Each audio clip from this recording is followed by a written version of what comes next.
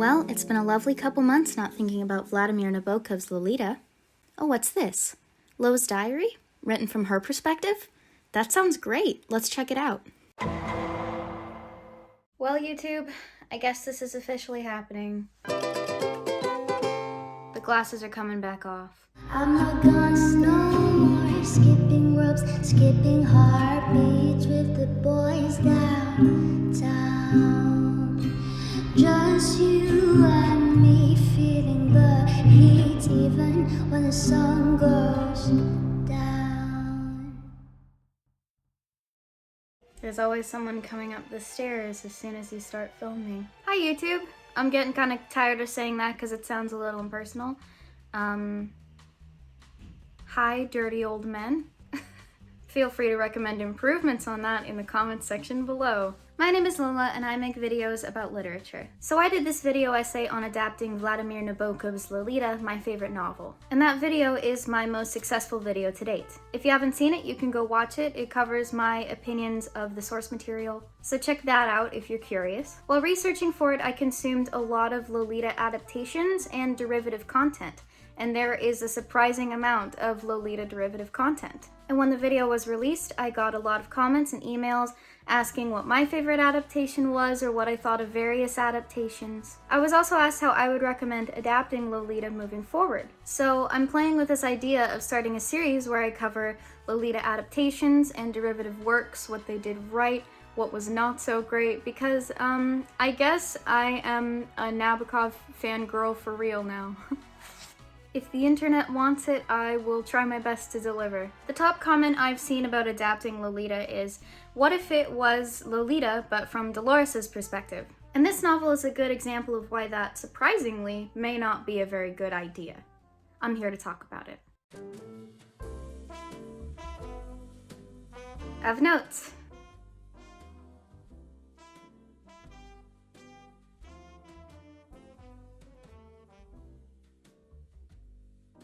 Diario di Lo, translated in English to Lo's Diary, is a 1995 novel by Italian author Pia Pera. It is an adaptation of Lolita written from the perspective of Dolores Haze. Except in this novel she's known as Dolores Maze, and we'll get to it.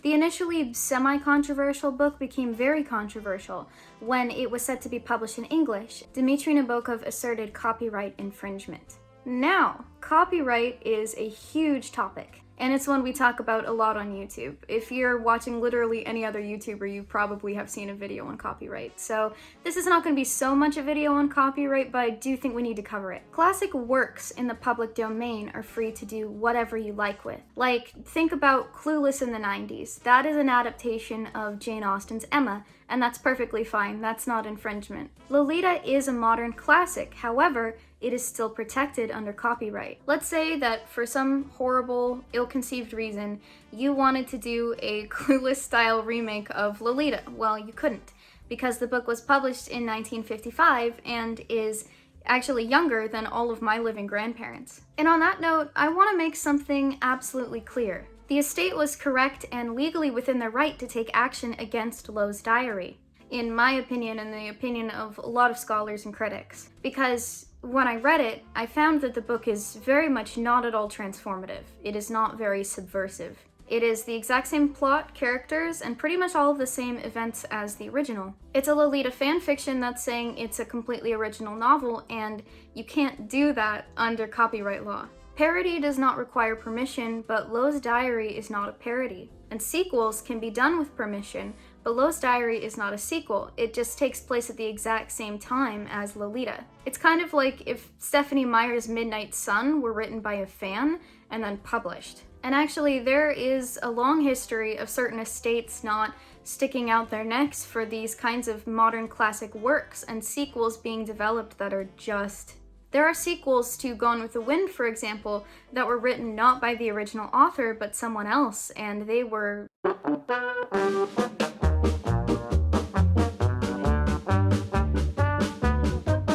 To make something perfectly clear, I am pro-fanfiction, and one of the main concerns with cases like this is that people are going to start reading the fanfiction instead of actually watching the show or reading the book, which you know, I don't think that that is often very based in reality. Like Harry Potter fans, they write fan fiction, they read fan fiction, but they also reread Harry Potter so much that it kind of becomes a detriment to a lot of them reading other books. So what I'm saying is, I think the estate made a good judgment call here. And when Dmitri threatened legal action, the original publisher for the English edition actually dropped out. The case didn't go to court, however, a special arrangement was made. And it's a really interesting one. Lo's diary could be published in English if Dmitri Nabokov could write the foreword. And when I went into this novel blind, I was like, does he hate her or something? I also thought that this foreword would be a great way to start the series because Nabokov's kin is speaking about adaptation and all of these artists who came to speak to the family about it. So I'm just going to read you an excerpt. During my father's lifetime and thereafter, my family has been approached by a perpetual stream of artists from around the world. Filmmakers, playwrights, composers, choreographers, a graphic artist or two, who had been inspired, moved, and touched by Lolita. These suitors wanted to pay homage, to take the novel, filter it through a personal vision, and transform it into what the law of copyright defines as a derivative work, one that recasts, transforms, or adapts. Something that has come before. Recognizing the derivative nature of their enterprise, would-be transformers, regardless of their celebrity or stature, gave a figurative knock on my family's door in Ithaca or Montreux, seeking permission to offer their new works based on Lolita to an ever-curious public. Like their works, Lo's diary is based on my father's novel, as will be instantly apparent to anyone who knows Lolita. Nonetheless, although Pia Pera has recast, transformed, and adapted Lolita, she and her Italian publisher declined to seek permission, declined to acknowledge that Lo's diary is a derivative work. What Pia Pera called my father's challenge to a literary tennis match was, she quite forgot, a raving wish of Humbert's, not my father's. I actually think this is a good point because Pia Pera said that she felt Humbert's call to take up her tennis racket and join the match, but that was Humbert's call, not Nabokov's. I shall leave the matter in its molehill, other than to point out that it is not my intent to be ungracious or to emulate my late father.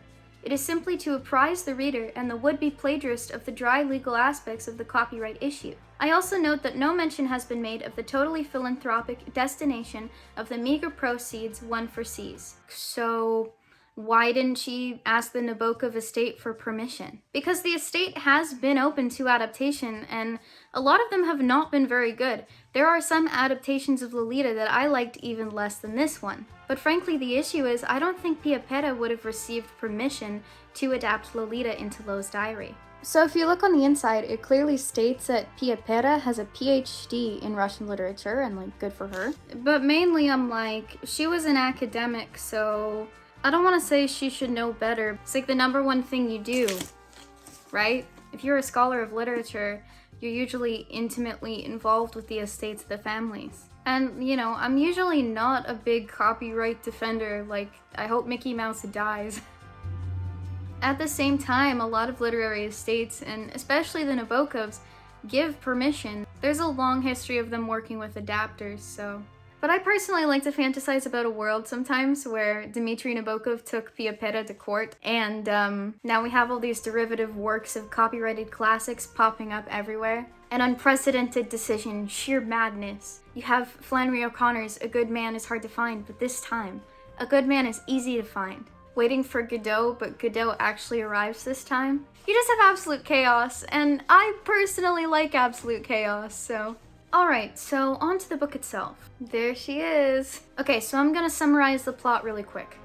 It shouldn't be a challenge because it's like the same as the original but with a few minor changes. Lo's diary is a retelling of Lolita from Dolores' perspective, and it's written in diary format. It depicts Dolores as a master manipulator who pulls the strings of everyone in her entire life, including Humbert. It also, for reasons that I just really don't understand, Humbert didn't die, and he didn't kill Quilty, and Dolores didn't die in childbirth. They're all alive and well-ish. It also frequently characterizes Humbert as boring and not very attractive and not very charming, which I found interesting. I mean, there's potential in that. And on that note, what did I like about Lo's diary?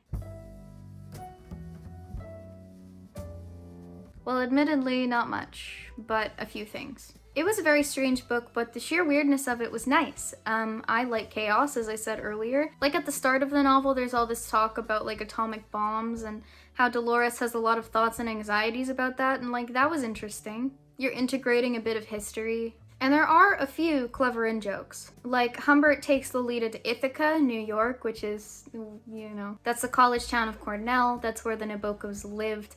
That's where Nabokov taught. Yeah, that was a nice touch, and there were a few moments like that where I was like, oh, that's cute, that's funny. I wish the whole book was like this. I also like the cover, and I think I'll get to that at the end. And now, on to the negatives.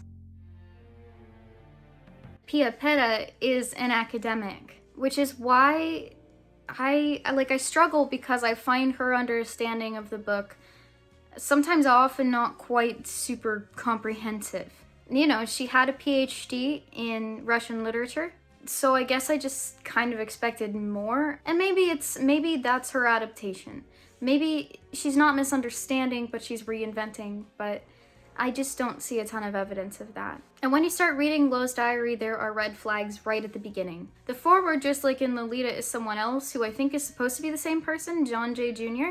And he says he looks at Lo's diary and he says that it's less literary than Lolita. To quote my favorite review on Goodreads of Lo's diary, "Beware the book that can't get through the foreword without apologizing." And yeah, that says it all, doesn't it? So Nabokov's book was written as a love letter to the English language. And Lo's diary is originally written in Italian and then translated into English by someone else. And while this is not a problem necessarily, Lolita isn't popular because of the plot. Lolita is popular because of the way it's written. The prose is impeccable. That's the big draw. You know, and I have my limitations. I don't speak Italian, so there's a part of me that wonders if the original Italian version matches up to that. The reviews say no. And I'm not sure if Pia Pera spoke English or if she originally read Lolita in English, but I assume she read it in Italian. If someone knows what the Italian translation of Lolita circa the 1990s was like, I'd love to hear about it. If you've read Lo's diary in Italian, I'd also love to hear what that was like. The translation thing is definitely an issue though. It's kind of apparent.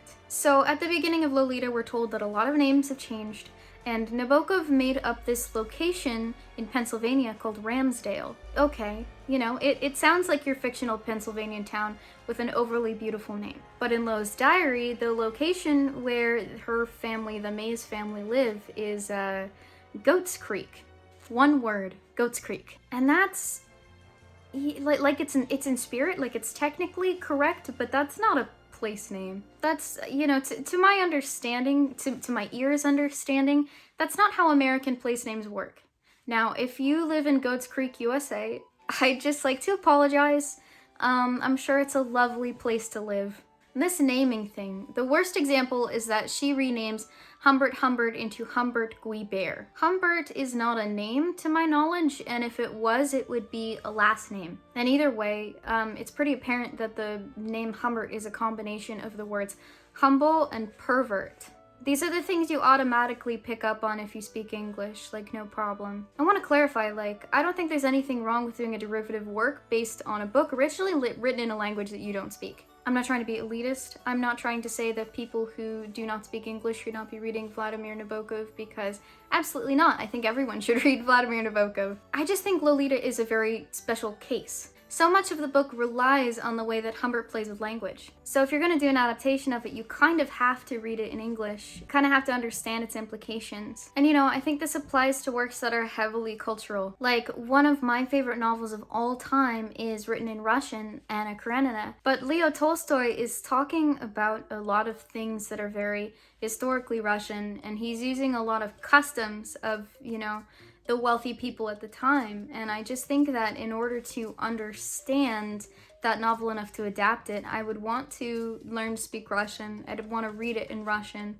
So what is the result of all of this translation mishap? I thought of a lot of ways to put this. I think the most effective one is that Lo's diary reads as if the novel Gadsby were literally translated into another language. So if you're unfamiliar, Ernest Vincent Wright's Gadsby is this novel that doesn't use the letter E. The conceit of the novel is that it is missing its letter, so if you remove that conceit and you just translate it literally into another language without removing a letter, then you're kind of missing the point of Gadsby. Yeah, and this entire issue, I think, is really encapsulated in the fact that the protagonist is named Dolores Maze instead of Dolores Haze, which I've always read was supposed to be what her actual name was. Haze is one of the most common surnames in the United States, and meanwhile, I don't know anyone named Maze. If you're a Maze living in Goats Creek, I am really sorry, this whole video. And this really leads to the fact that Nabokov was intimately familiar with American culture.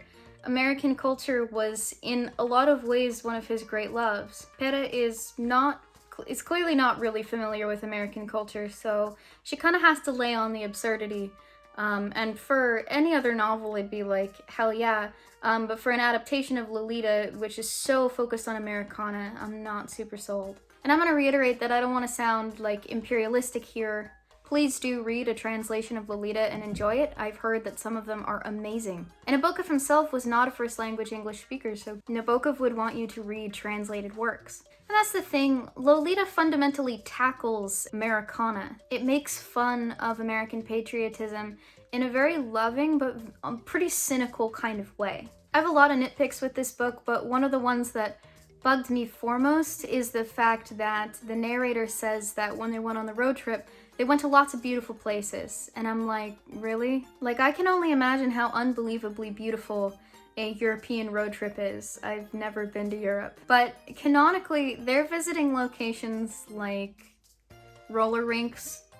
They go to lots of dumb tourist traps and she's incredibly unhappy. Like, more power to you if the world's biggest ball of twine in Minnesota is what you consider to be like a beautiful, picturesque location where you want to get your wedding photos taken. But I get the feeling that Nabokov is not attempting to paint the world's biggest ball of twine in Minnesota as a picturesque wedding location, so. And I think the fact that all of these characters are still alive, consequences be damned at the end of this, is kind of messed up. Yeah, I think it's terrible that a young girl has to die in order for the ending to make sense, but the start of Lolita is Annabelle, who is essentially Poe's Annabelle Lee. And Annabelle Lee is a girl who dies young. She's beautiful, it's very tragic, and it's one of these major allusions and motifs throughout the novel. So unfortunately, for the novel to make sense as a great romantic tragedy, they do both kind of have to die in the end. Lowe as a result of his actions, and Humbert as a result of his guilt. What's especially frustrating is that there are elements of this novel that are really interesting, like how Lowe communicates with her eventual deaf husband. I would really like to have seen a novel that is about her and her life with him. You know, Lolita is a novel about the written word that has a person who cannot hear hardly at all in it.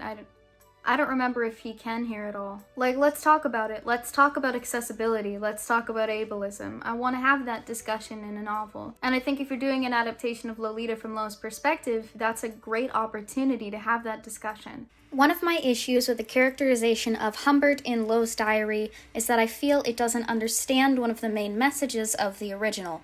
Making H.H. unattractive, crude, and not as charming highlights that he's an unreliable narrator, true.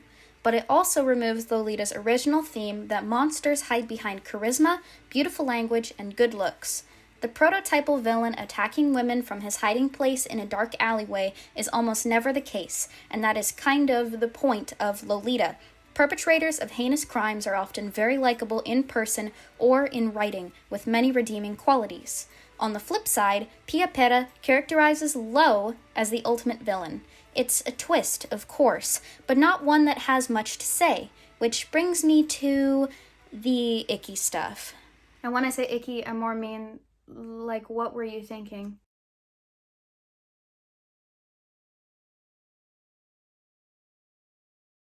So the book has a lot of sex scenes with underage Lowe. She is 12 to 17 at the time. I am not really keen on how this was written, how it was handled. I'm not keen on how Pia Pera talks about it. I struggled to find the words that fully expressed my disgust while filming, partially because I was so overwhelmed.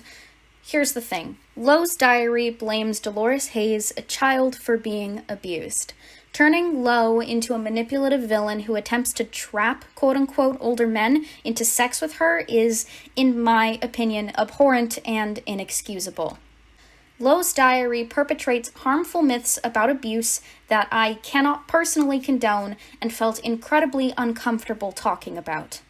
I do not and would never recommend that anyone read this book, especially the young women whom I've spoken to that find solace in the original novel's anti-pedophilic messages. You know, the thing is, most of these cases are not cases of villainous young women trapping innocent older men. Foremost, it's not reflective of reality, but it also gives people this narrative to glomp onto. People can often take what they see in fiction to be reality, especially if it's not very subversive, and say that this really was the case.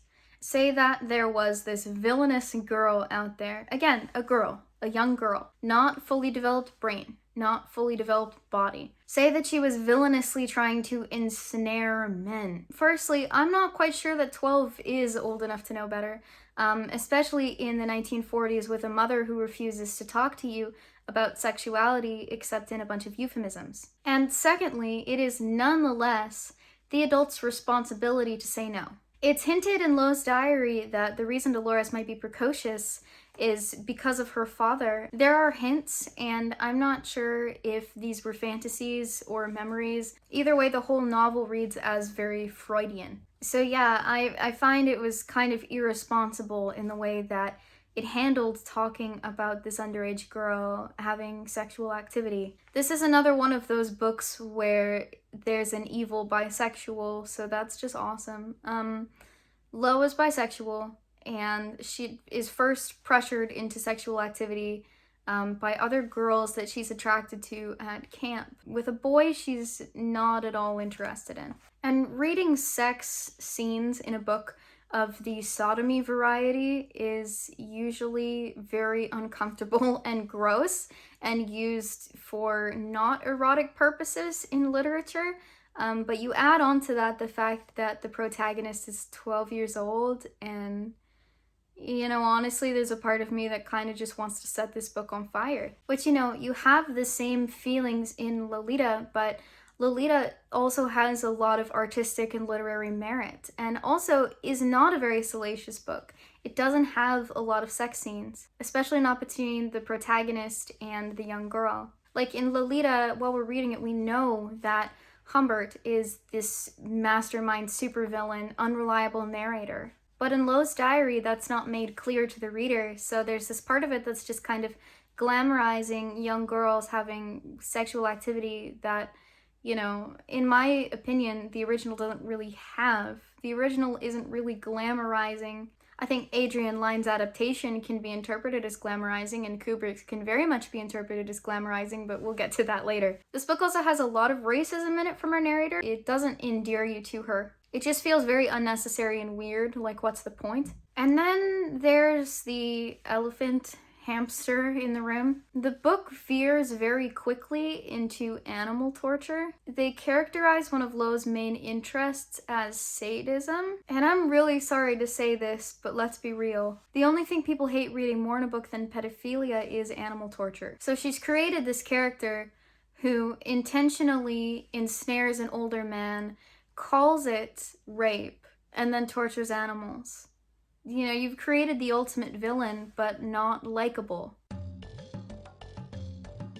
And this speaks to a larger characterization issue. The tone is very frustrating. It's written in first person, and 1 second, Lo is very childish, and the next she is like a wizened academic. The book has some child-isms, to be fair. Right at the beginning of the book, there's this sentence I remember where she says, like, "Mommy says that Daddy went to heaven." And then, like 2 seconds later, she says, "I will have to join him in the conventional way." That works for Humbert for all the obvious reasons, but that does not work for Dolores. I'm sorry. Overall, I find the characterization of Lo to be inconsistently precocious. 1 minute she's like, "I'm a beautiful mermaid who hates ugly people and intellectuals." And then the next minute she's like, "I'm a smart girl. I'm gonna become a scientist." I think what Pera is grappling with here is she's trying to strike a balance. Lo in the book is kind of positioned as the opposite of Humbert's cerebral, European intellectual. Meanwhile, the premise of this book is that it's a side of the novel we don't get to see. We get to see Dolores' deep thoughts, her intriguing interests, and I understand the temptation to present her in some ways as Humbert's equal, like, oh, they're not so different after all. It's intriguing at first, but it does defy Nabokov's characterization of them as opposites. And the thing is, like,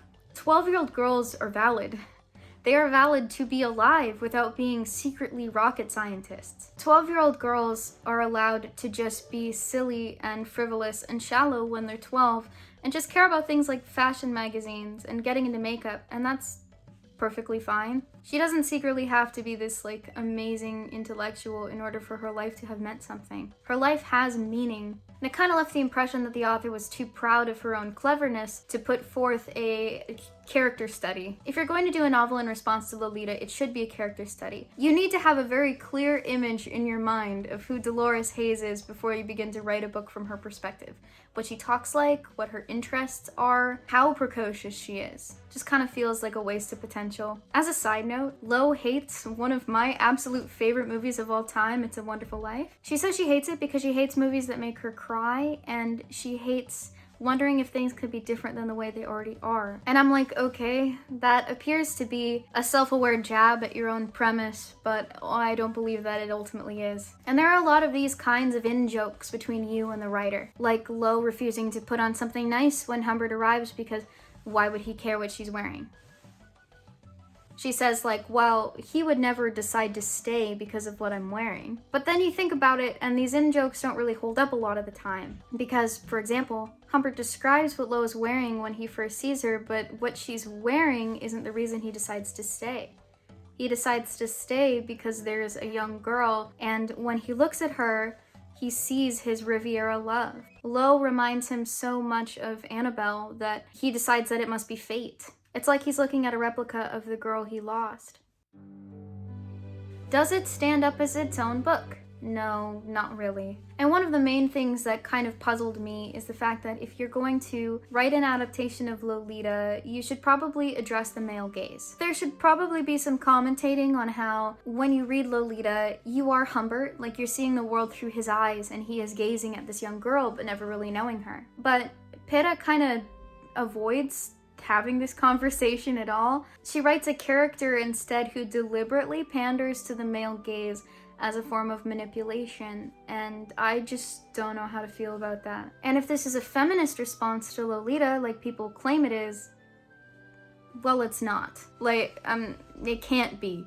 Hold on, I wrote down a few quotes. Mom may be pretty, but I'm prettier. True beauty vanishes by the time a woman gets to be her age. The only way for an older woman to get herself married is to get the absent-minded man to fall in love with a child first. The main problem with Lo's diary is that it isn't subversive. There is no irony, no unreliable narration, and there are a lot of disappointments. If you're reading it and you're a big Lolita nerd like I am, it's fun to compare scenes from the original and scenes from this one to see, what they were thinking on opposite ends. But it's also a lot of missed opportunities. It's essentially telling the exact same story as Lolita without the charm and beauty. Lolita is a book that made me fall in love with reading and writing for good. Permanently. Like, I read Lolita when I was 16 and I was like, that's it, I need to become a writer. When I read Lolita for the first time, it stopped being one of my dreams in life just vaguely to write a novel, and it became like the dream. It made me appreciate language so much. Like, what a precious gift to not be squandered. Yeah, when I read Nabokov, it makes me want to do the absolute most that I can with the language that I have. And Lo's diary took me like 2 months to get through because it was a slog. And what I wanted to read about most when I saw the title Lo's diary was her life outside of Humbert. But here's the problem. Telling Lolita from her perspective kind of doesn't work because they spend so much of the novel apart. She's often at school, or with Quilty, or her eventual husband. She goes to camp. She goes to friends' houses. So if you're writing an adaptation of Lolita from her perspective, that's what I want to read, and there wasn't really much of this here. So to conclude this review, I want to touch on copyright issues for just one more second. I don't think that a derivative Lolita book threatens the existence of Lolita, and I don't think that the Nabokov estate thinks that either. I don't think that people will read Lo's diary instead of Lolita, and I don't think there was ever a threat of that. But I do think, as detailed in my essay, the iconography that Lolita has accumulated is harmful. So the thing I like most about Lo's diary is the cover, which subverts that. Because when you get up close, you realize that this is vellum. You can peel it back to reveal the girl underneath. So this book is a 1 star for me. It's a lose on basically every front, but it's not a 0 star. What is a 0 star? This is actually not my least favorite Lolita adaptation that I've ever read. And if you like this series, if you think that this should keep going, I can cover that next time. Alright, have a good one. I'll see you later. Let them all say, hey Lolita, hey, hey Lolita, hey. I know what the boys want, I'm not gonna play. Hey Lolita, hey, hey Lolita, hey. What's all you want, but I'm not gonna no more. Skipping ropes, skipping heartbeats with the boys downtown. Just you and me feeling the heat even when the sun goes